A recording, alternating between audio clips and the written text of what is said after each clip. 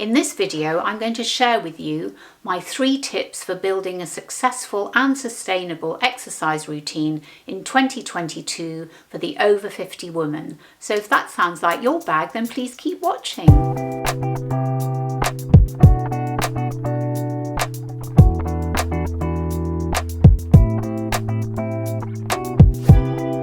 Hello, Des here, and thank you so much for joining me. I'm going to talk to you today about exercise and what I do to keep fit, and I'm going to show you in real time what exercises I actually do. Now, let me tell you a little bit about my exercise history, such as it is. I come from a family of non-exercisers. So my dad, who was in the army in the Second World War, after that he said he never wanted to go for a walk again. So we never went for walks, we drove everywhere. My mum went to a boarding school in the UK, and she did actually do some sport at school. She played tennis, she certainly did lacrosse, and she also swam.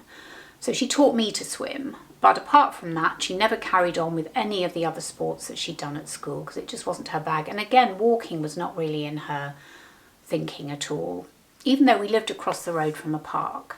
So that's the background I come from, no sport whatsoever, and I'm an only child.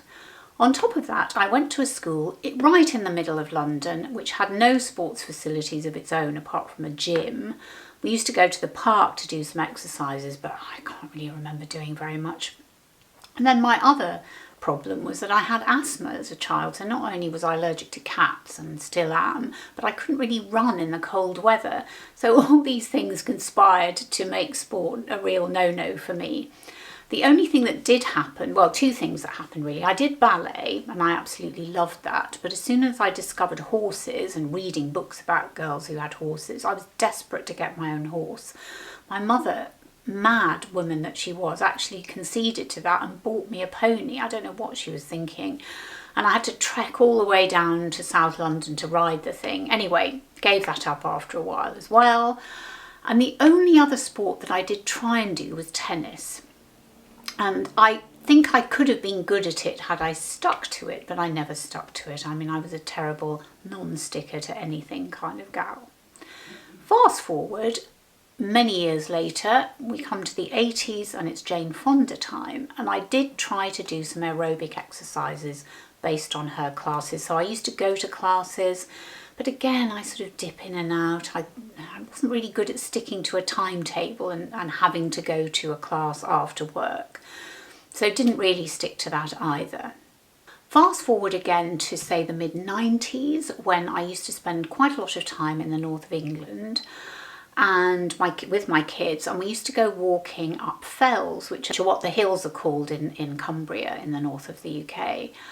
And I mean, I didn't climb any of the real biggies at all, but I could just about manage 1 or 2 of the small ones, and I did start to really enjoy walking, and I still do to this day, particularly in the hills, because you get such a great variety of scenery. So I did have walking boots. I wasn't the best by any means, and I'm still nervous of heights.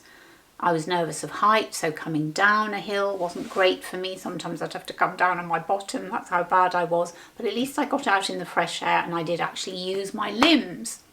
So fast forward to around 6 years ago, when I decided I needed to really do something about my high cholesterol.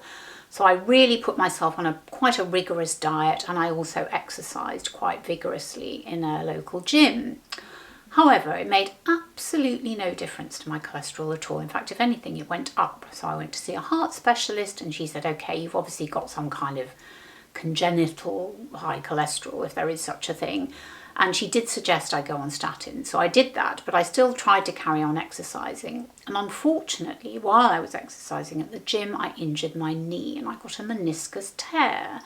So that really set me back quite a bit because it was quite painful. I didn't want to have anything done about it. I had it x-rayed and MRI'd and all of that. We decided that hopefully it would get better on its own, or at least it wouldn't be as painful. It would be intermittent pain, which is what I've got today really. So I carried on with the walking and tried to do some weight-bearing exercises on a fairly regular basis. And I also bought a static bike about 4 years ago, which I have kept up to a certain extent, but I have been again a little bit intermittent about it, even though it's only just up 1 flight of stairs. Then October 2020, 3 things happened.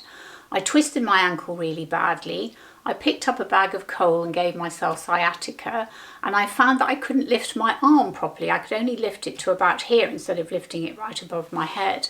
So I had 3 issues and I was feeling really sorry for myself, and obviously this was mid-pandemic. And I wasn't even going on the bike really, which I should have done because my consultant told me about the knee, that rotating it was a good idea. So I was really feeling sorry for myself, and I was desperate to find something to cure my sciatica because it was agony and nothing I did worked. Painkillers didn't work, raising it up didn't work. Anyway, I was Googling away, looking on the internet, and of course looking on YouTube, my favourite way of finding things out, and I found this wonderful woman called Caroline Jordan. Of course I will link her details up here for you and down below in the description box.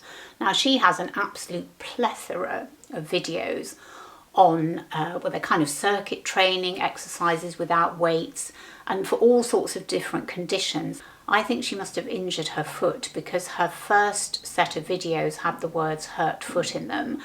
But now she does videos on absolutely everything. Anyway, these videos are all free, but she also had a paid program on how to sort out your sciatica, or exercises for sciatica. So I paid for that. I think it was about £60.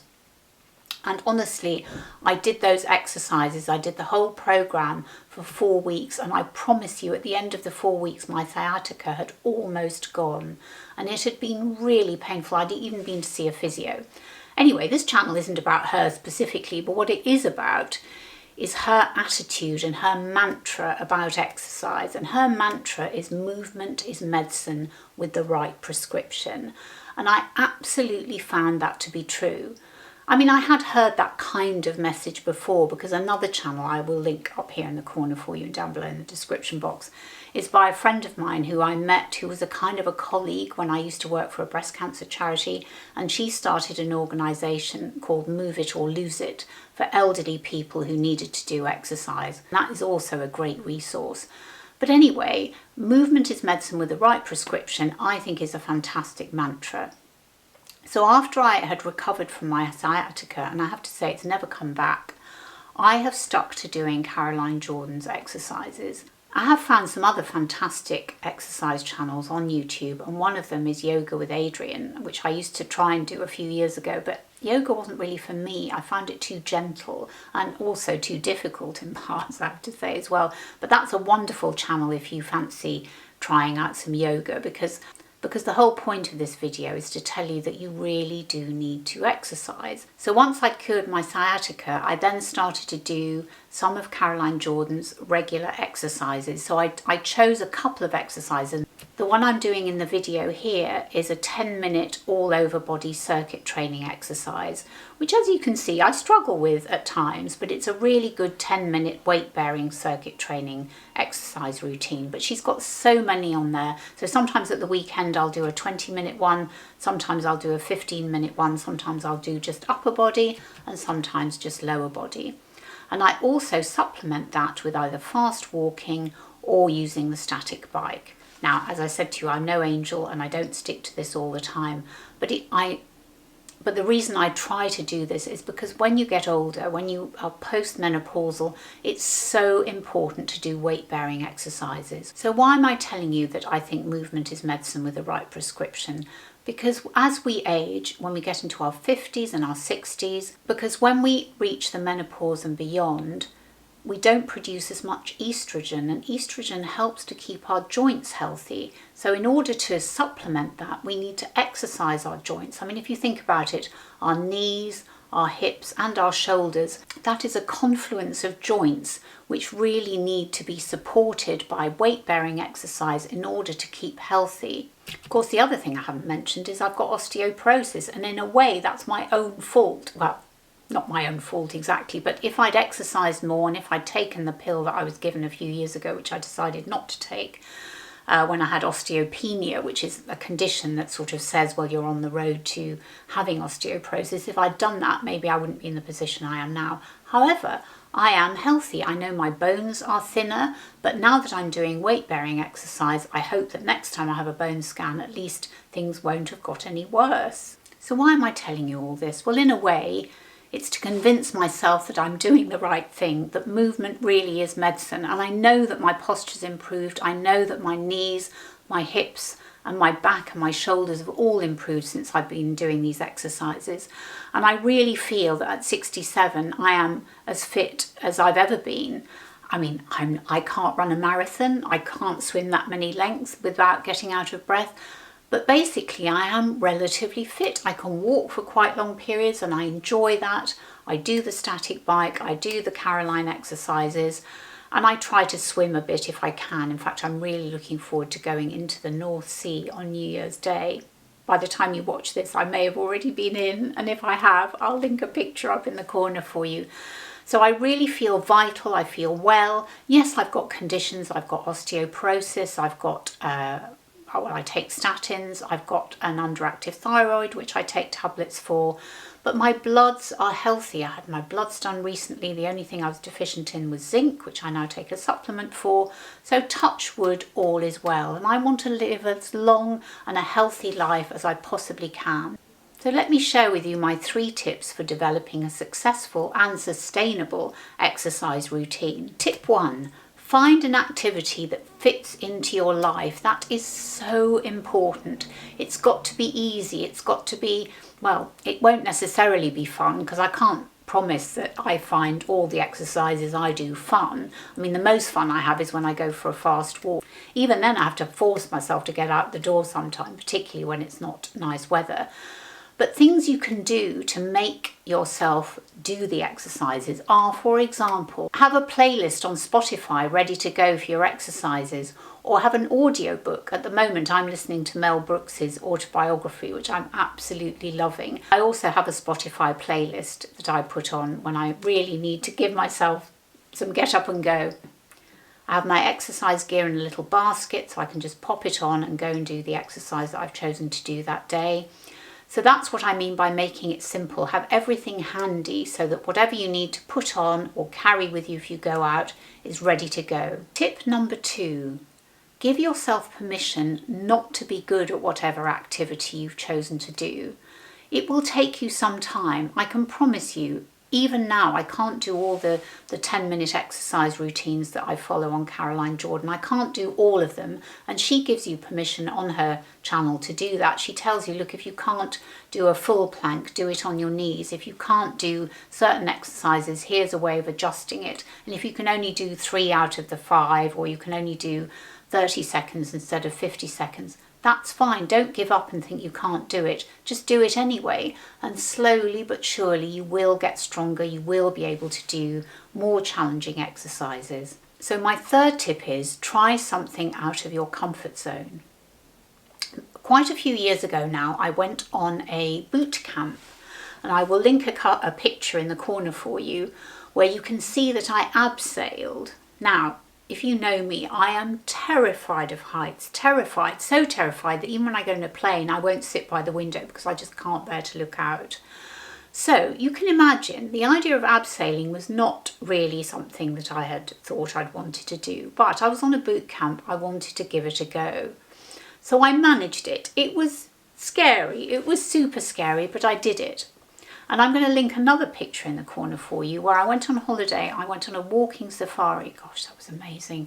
In Kenya with my kids back in 2006. And here you can see, well, you can't really see it's me, but you can see me walking over a log over a river. Now, I have to admit, I wouldn't do that again, but that's partly because I know I've broken my wrist. In fact, I forgot to mention I went skating a few years ago and I fell on the ice within about a minute and broke my wrist. So probably not recommending that if you're over 60 and your balance isn't very good. My balance isn't very good. But you can see I have got myself out of my comfort zone. I'm not suggesting any dangerous activities, by the way. No dangerous activities. But going in the North Sea or going for a cold dip, as long as there are people around and you're safe and you don't put yourself in any danger, something like that anyway, you can find something like that, it's really worth a try because gosh, it makes you feel alive, it really does. And there you have it. Those are my 3 tips for starting and maintaining a successful exercise routine and my exercise journey into my 60s and beyond. I really hope you've enjoyed this video as much as I've enjoyed making it.